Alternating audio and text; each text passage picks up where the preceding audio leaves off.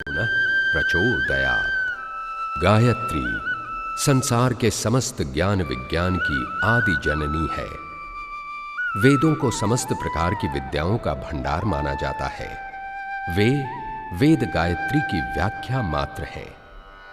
गायत्री को वेद माता कहा गया है। चरण की व्याख्या करके 4 वेदों को प्रकट किया। ऋग्वेद, यजुर्वेद, सामवेद और अथर्ववेद की रचना हुई। इन वेदों से शास्त्र, दर्शन, ब्राह्मण ग्रंथ, आरण्यक, सूत्र, उपनिषद, पुराण, स्मृति आदि का निर्माण हुआ। इन्हीं ग्रंथों से शिल्प, वाणिज्य, शिक्षा, रसायन, वास्तु, संगीत आदि 84 कलाओं का आविष्कार हुआ। इस प्रकार गायत्री संसार के समस्त ज्ञान विज्ञान की जननी ठहरती है। गायत्री भारतीय धर्म दर्शन की आत्मा है। उसे परम प्रेरक गुरु मंत्र कहा गया है। गुरु शिक्षा भी देते हैं और सामर्थ्य भी। गायत्री में सद्ज्ञान की ब्रह्म चेतना और सत् प्रयोजन पूरा करने की प्रचंड शक्ति भरी पड़ी है। इसलिए उसे ब्रह्म वर्चस्व भी कहते हैं। 24 अक्षरों वाली सर्वसमर्थ गायत्री के 24 नाम भी ऐसे ही हैं जिनमें सार रूप से गायत्री के वैभव विस्तार का आभास मिल जाता है। गायत्री के 24 नामों में 12 वैदिक वर्ग के हैं और 12 तांत्रिक वर्ग के। गायत्री के 24 अक्षरों में 24 देव शक्तियां निवास करती हैं। इसलिए उनके अनुरूपों की ही पूजा अर्चना की जाती है। आद्य शक्ति, ब्राह्मी, वैष्णवी, शांभवी, वेद माता, देव माता, विश्व माता, ऋतंभरा, मंदाकिनी, अजपा, रिद्धि, सिद्ध। इन 12 को वैदकी कहा गया है। सावित्री, सरस्वती, लक्ष्मी, दुर्गा, कुंडलिनी, प्राणाग्नि, भवानी,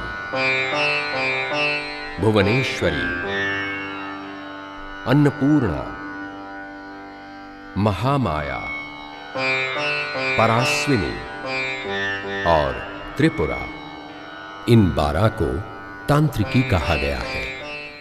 12 ज्ञान पक्ष की, 12 विज्ञान पक्ष की शक्तियों के मिलन से 24 अक्षर वाला गायत्री मंत्र विनिर्मित हुआ। गायत्री शक्तिपीठों में 9 देवियों की स्थापना है।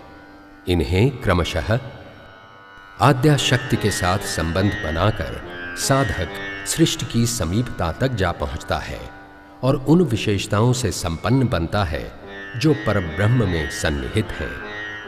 परब्रह्म का दर्शन एवं विलय ही जीवन लक्ष्य है।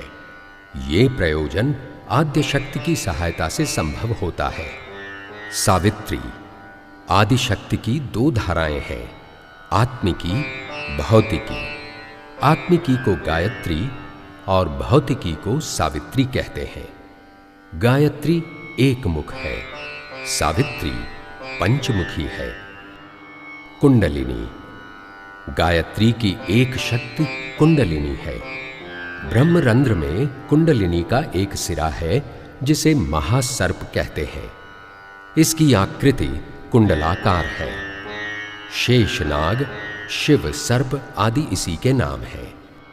वेद माता, गायत्री को वेद माता इसलिए कहा गया है कि 24 अक्षरों की व्याख्या के लिए 4 वेद बने।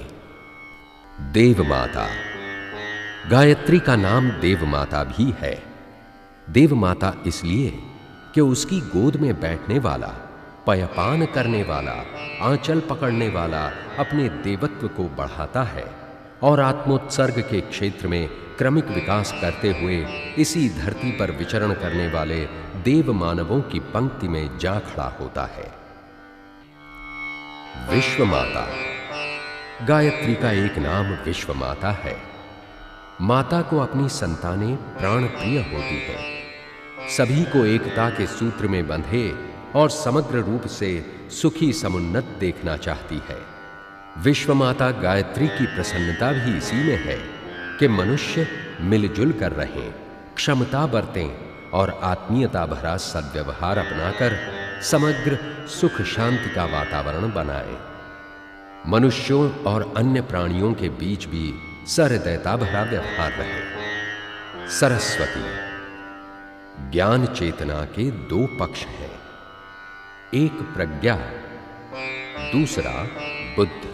प्रज्ञा की अधिष्ठात्री गायत्री है और बुद्धि की संचारिणी सरस्वती।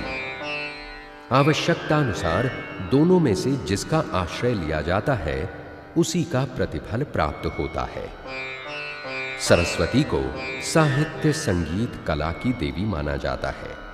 उसमें विचारणा, भावना एवं संवेदना का त्रिविध समन्वय है।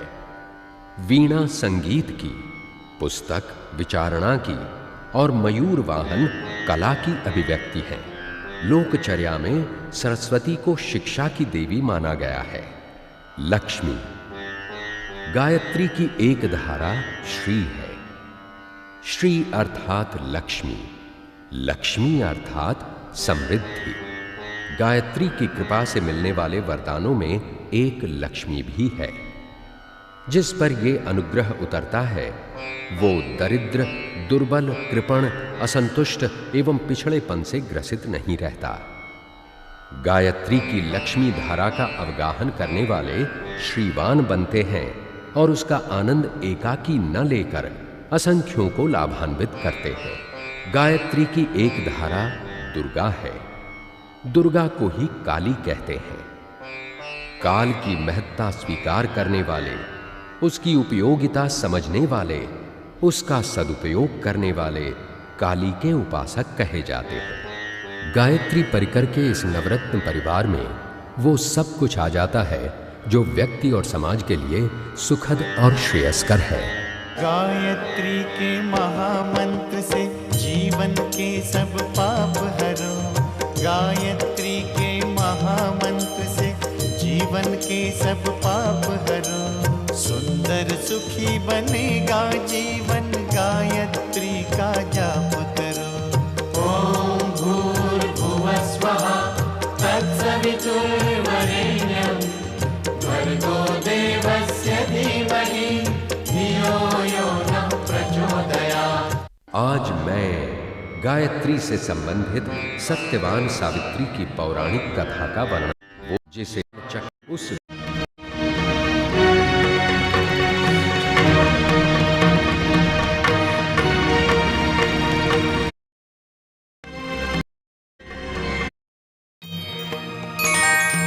भयभीत न हो वत्स, मैं तुम्हारी तपस्या से प्रसन्न हूँ। तुम गायत्री मंत्र का जाप करो, तुम्हारी मनोकामना अवश्य पूर्ण होगी।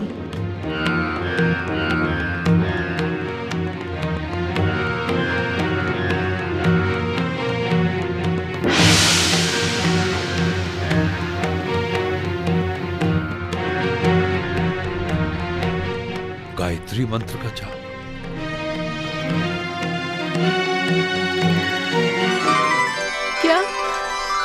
क्या हमारी मनोकामना अवश्य पूरी होगी महाराज? हाँ। परंतु महाराज, ये जो मैं देख रही हूँ, क्या ये भी सत्य है? हमारी समझ में नहीं आ रहा है कि आप क्या कह रही हैं महारानी। यही कि ये मंगलमय शुभ समाचार सुनकर आपको आनंदित होना चाहिए था, परंतु आपके मुखमंडल पर चिंता की रेखाएं क्यों? अनुष्ठान, गायत्री मंत्र क्या है, इसके अनुष्ठान का विधान क्या है, सुना रहता है। हम समझते हैं महारानी, सब समझते हैं, क्या हमें संतान की चाह नहीं?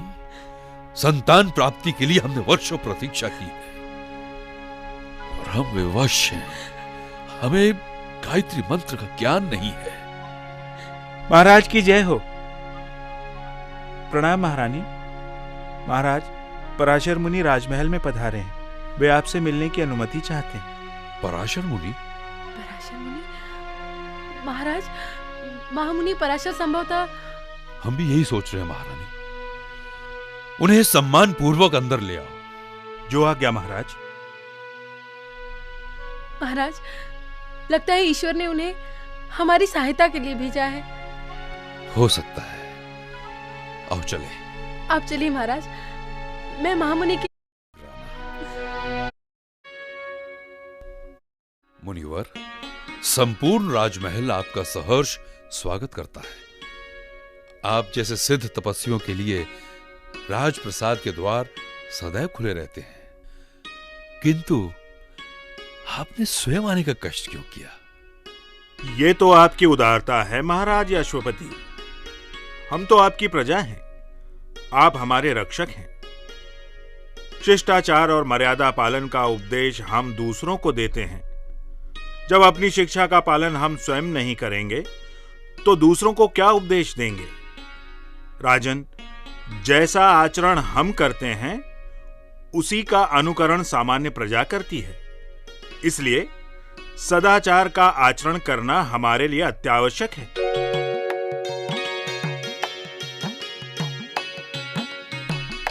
प्रणाम मुनिवर। सौभाग्यवती भव।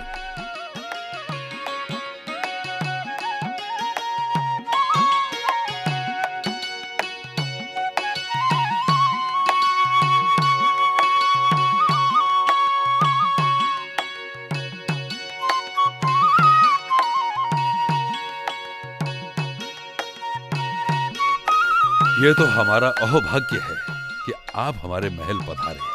हम आपके आश्रम जाने का विचार ही कर रहे थे कि आपके आने की सूचना मिली। ये तो बहुत ही शुभ संकेत है राजन। आपके द्वारा अवश्य ही कोई मंगलमय और महान कार्य होने वाला है। मुनिवर, हम इस समय एक विकट परिस्थिति में फंस गए हैं। उसके निराकरण के लिए ही हम आपके पास आश्रम आने वाले थे। हमें आपका मार्गदर्शन चाहिए।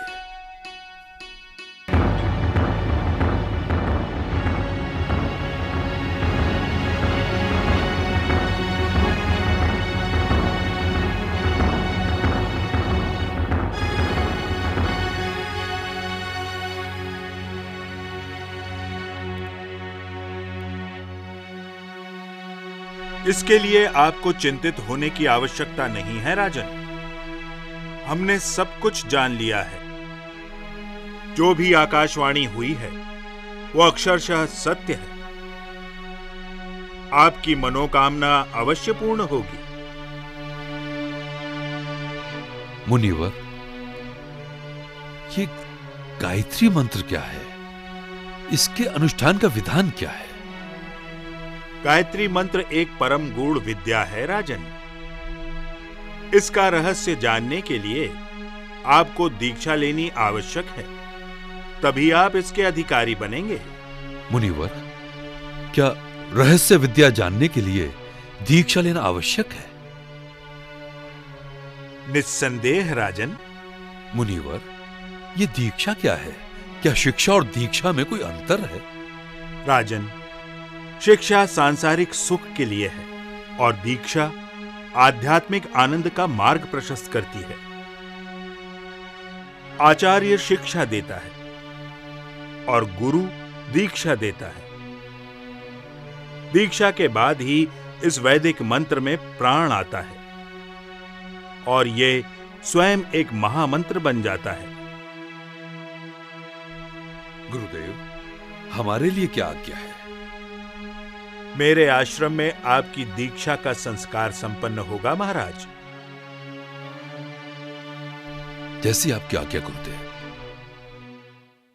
गायत्री के महामंत्र से जीवन के सब पाप हरो। गायत्री के महामंत्र से जीवन के सब पाप हरो। सुंदर सुखी बनेगा जीवन, गायत्री का जाप करो। ओम भूर्भुवः स्वः तत्सवितुर्वरेण्यं भर्गो देवस्य धीमहि धियो यो न